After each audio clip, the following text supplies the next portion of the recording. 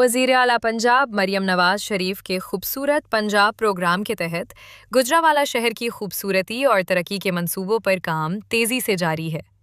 इसी सिलसिले में डिप्टी कमिश्नर गुजरांवाला नवीद अहमद ने रात गए सैटेलाइट टाउन मार्केट का दौरा किया और जारी अपग्रेडेशन व तज़ीनो आराइश के कामों का तफसीली जायज़ा लिया।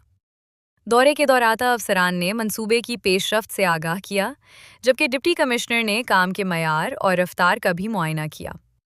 उन्होंने हिदायत जारी की कि मार्केट की अपग्रेडेशन, सफाई सुथराई और खूबसूरती के तमाम मंसूबे 30 जून से पहले मुकम्मल किए जाएं, ताकि शहरियों और ताजरों को बेहतर और खुशगवार माहौल मुयस्सर आ सके।